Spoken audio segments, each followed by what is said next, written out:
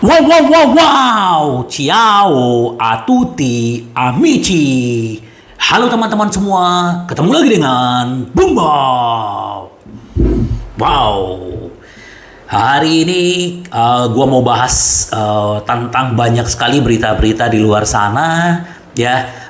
Tapi bagaimana kita meresponnya? Benar nggak, sahabat Bung Bob? Ya, terutama ya sebenarnya kekalahan kemarin itu kan banyak buntutnya ya, apalagi di Itali, fans-fansnya Itali, bahkan ya bukan hanya fans-fansnya Itali, fans-fansnya Indonesia juga banyak sekali kalau gua baca di media sosial lah, di grup macam-macam gitu loh, Inzaghi out lah, apalah banyak sekali gitu loh. Nah, tapi kan semua itu kan ada pertimbangan-pertimbangannya gitu loh. Tapi bagus dengan adanya kritikan, adanya masukan-masukan, itu sebenarnya bagus buat referensinya Inzaghi dan timnya gitu. Karena memang kan ya kalau kita lihat dari pertandingan terakhir ya sebenarnya kita seperti kehilangan gairah untuk bermain, kehilangan intensitas, dan terutama yang gue melihat itu kehilangan karakter gitu loh. Ya bukan mau banding-bandingkan dengan zamannya Conte ya.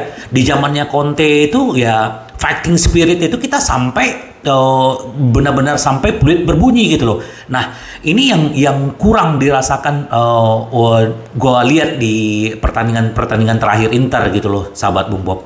Nah sahabat Bung Bob, gue salah satu ya sebelum kita berbicara panjang ke sana ya kita juga harus apresiasikan buat pemain-pemain Inter terutama karena ini adalah international break. Semoga aja teman-teman kita ya, pemain-pemain Inter mereka refresh, ketemu dengan teman-temannya sesama negara, mereka juga bisa saling berkomunikasi dan ini kan bagus buat mereka sendiri gitu loh karena sudah terlalu banyak pertandingan-pertandingan yang mereka lalui. Nah, semoga aja dengan bertemu dengan pemain-pemain sama timnas, pelatihnya, dan ketemu dengan keluarganya, ini akan jauh lebih baik. Nah, berita baiknya, pemain-pemain Inter tuh ada 13 orang yang dipanggil sama timnas mereka masing-masing. Tadi gue baca di www.inter.it. Nah, ini ya. Jadi ini berita baik nih buat kita sahabat Bung Bob. Jadi ya kita melupakan sejenak kekalahan-kekalahan kemarin. Nah, ini kan berita baiknya kalau untuk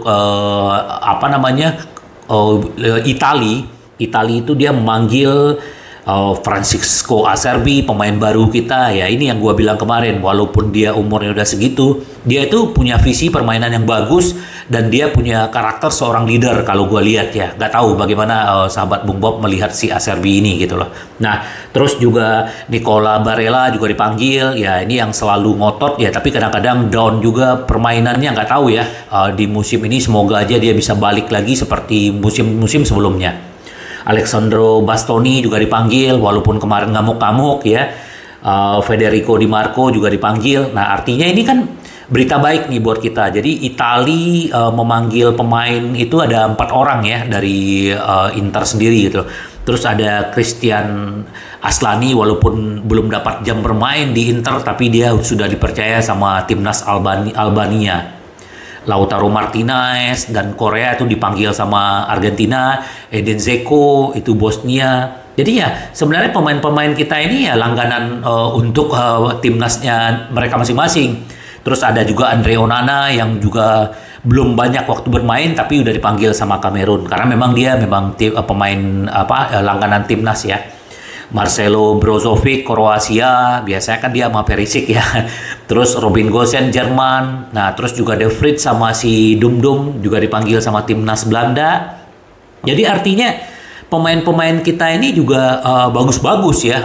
Artinya mereka berarti punya kualitas. Oh ya, termasuk Milan Skriniar juga dipanggil Slovakia. Walaupun penampilannya menurun, nah ini sedikit juga mau gua komentarin, apakah dia ini terpengaruh dengan PSG, terus sekarang juga ada City, Hotspur, dan Chelsea yang mengejar dia. Nah ini kan juga gua baca di Sempre Inter tadi itu juga Inter untuk memperpanjang kontrak ini masih dibayang-bayangin sama PSG karena kan PSG menawarkan gaji 9-10 juta gitu loh. Sementara Inter kan kemarin akan memberikan 6,5 juta gitu loh. Nah ini jadi masalah juga sebenarnya. Terus juga berita baiknya juga Belanova juga dipanggil sama Italia tapi under 21 yang di bawah usia 21 tahun. Jadi ini bagus buat kita, bagus buat Inzaghi, bagus buat manajemen. Artinya ini saatnya buat Inzaghi untuk berbenah, untuk menjadikan bahan introspeksi diri gitu loh. Apa yang terjadi selama Serie A 7 pertandingan, 3 kekalahan, itu terlalu banyak. Memang kalau menurut gue terlalu banyak ya.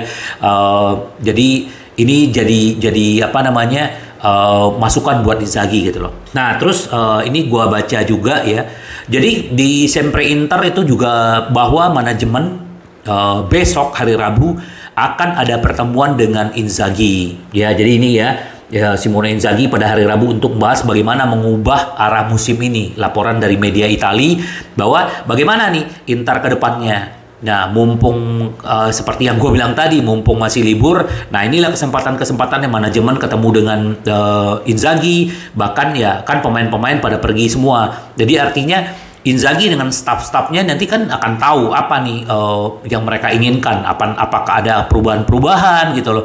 Ya, karena memang ya di musim ini kita berbeda banget. Ya, gue jujur merasakan sekali perbedaannya. Memang ya sebelumnya pernah gue bahas bahwa ya perubahan-perubahan ini terjadi sebenarnya kan perubahan strategi gitu loh. Strategi kita tetap 3-5-2, cuman kan kita sekarang ini kan lebih banyak bermain direct, long pass gitu loh. Karena Inzaghi merubah ini bukan tanpa alasan. Karena ya untuk mengakomodir Lukaku gitu loh. Ya kan? Jadi dengan masuknya Lukaku ternyata Inzaghi harus merubah taktiknya dia gitu loh. Sementara di musim lalu dengan tanpa Lukaku kita jauh lebih bagus. Cuman ya karena Lukaku ini dipinjamnya mahal, ya mau nggak mau kan harus diakomodir gitu loh.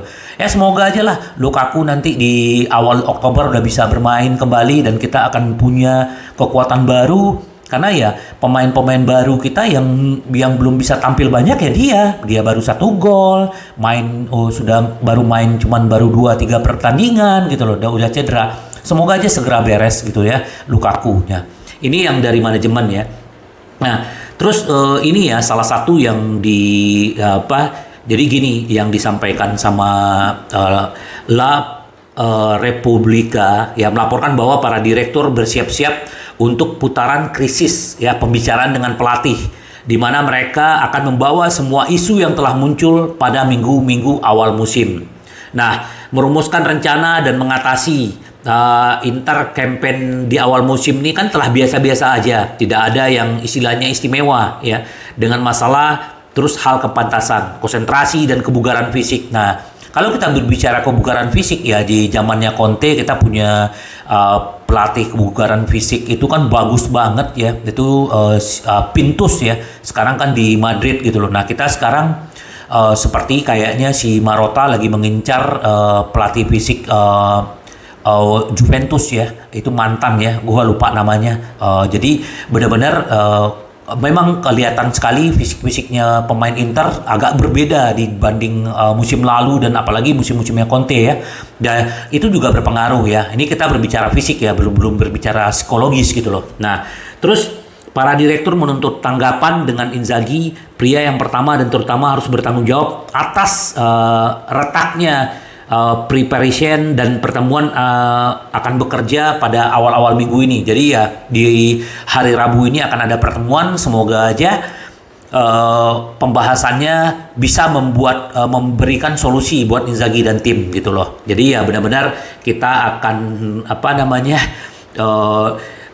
istilahnya manajemen dengan Inzaghi ini bagus buat Inzaghi gitu loh. Karena menurut gua Inzaghi ini perlu ada referensi-referensi ya. Referensi-referensi terutama nih ada salah satu yang ini kan bisa jadi bahannya buat Inzaghi gitu loh. Bahwa ya salah satu legenda Juventus itu Claudio Marchisio ya.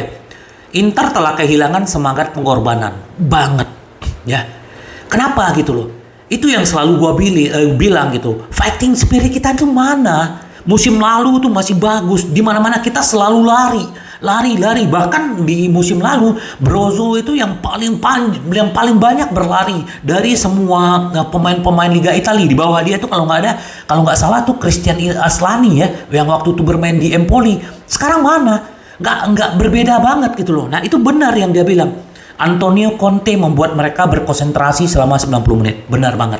Setuju nggak sahabat membuat Antonio Conte ya benar-benar keras gitu loh. Ya memang beda karakter Conte dengan Inzaghi ya, kita bukan mau beda-bedain, tapi semangat ini kemana? Itu yang hilang gitu loh. Makanya gue pengen bahas itu. Wah ini kenapa gitu. Semoga aja ini Inzaghi belajar gitu loh. Apalagi Kurva Nord sudah membuat pernyataan macam-macam gitu loh. Apa fans sebanyak. Nah jadi artinya ini jadi bahan masukan buat Inzaghi gitu loh.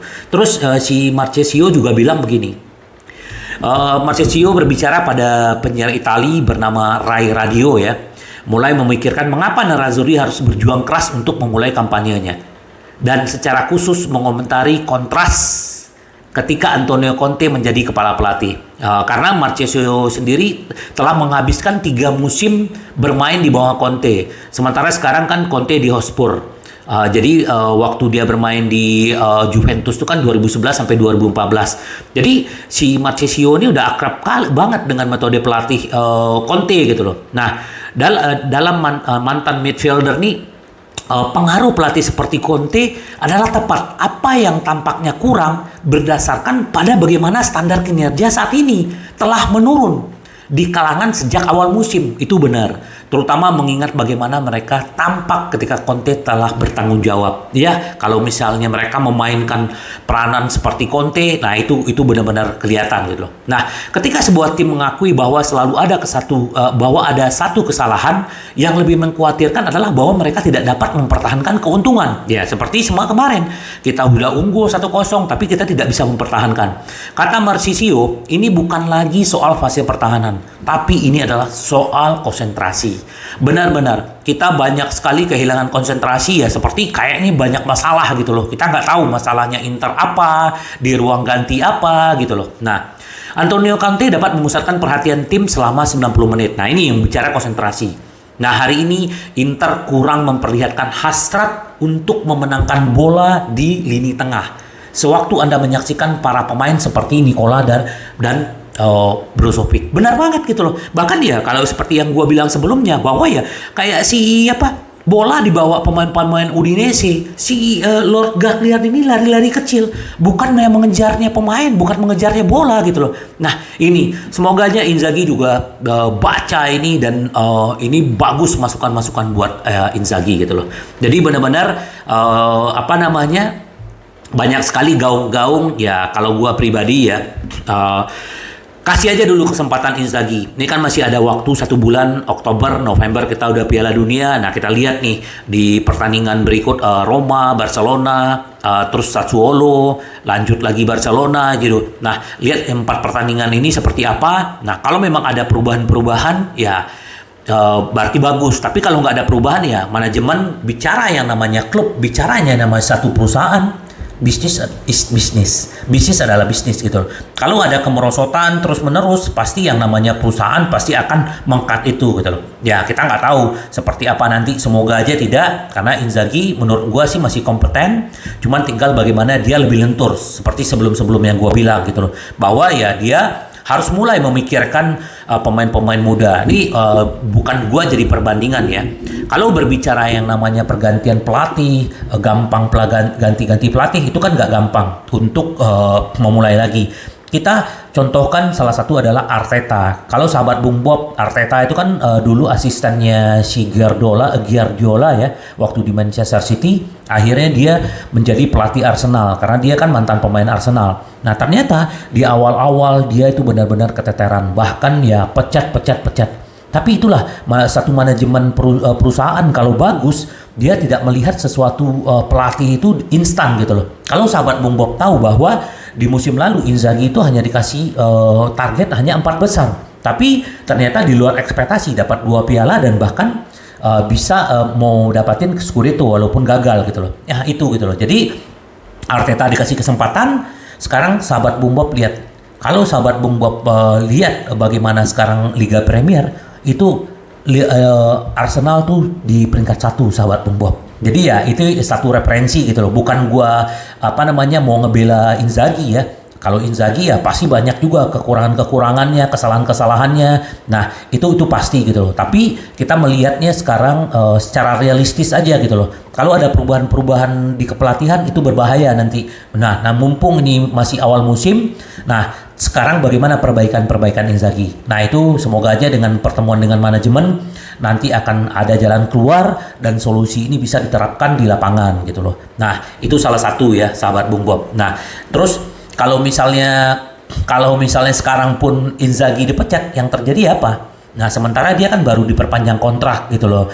Diperpanjang kontrak sampai 2024. Ya, kalau misalnya dipecat, berapa pesangon yang harus dikeluarkan? Itu kan juga ada pertimbangan. Tapi yang gue lihat sih, manajemen masih percaya sama Inzaghi. Nah, manajemen Marotta, Ausilio, karena kan mereka yang bawa Inzaghi dari Lazio, dan Suning, si Zhang kan juga setuju. Artinya mereka ini masih satu kesatuan gitu loh. Nah, beda dengan Tuchel ya. Tuchel itu mantan pelatihnya Chelsea. Dulu kan waktu dia masuk ke Chelsea kan jajarannya masih bagus kan. Nah, tapi ternyata pas itu dijual, Abramovich dijual karena ada politik ya, Rusia gitu kan. Nah, akhirnya dibeli sama pengusaha Amerika ya. Nah, ternyata dicampurin semua urusan-urusannya. Akhirnya itulah yang membuat akhirnya banyak terjadi pertikaian. Nah, akhirnya si Tuchel akhirnya dipecat gitu loh. Nah, beda dengan Inzaghi yang menginginkan dia adalah manajemen yang sekarang. Ya, semoga aja Inzaghi bisa lanjut di Inter dan bisa melewati krisis ini gitu loh. Jadi benar-benar kita berharap yang terbaik buat Inter, karena ya dengan dapatnya solusi, kita menyambut musim ini akan jauh lebih baik, sahabat Bung Bob. Jadi sahabat Bung Bob tetap semangat ya. Jadi kita kan sudah melewati yang namanya krisis gitu loh. Semoga aja ini bisa terlewatkan dengan baik gitu loh. Ya sahabat Bung Bob, itu aja dulu dari gua. Sampai ketemu lagi dengan Bung Bob.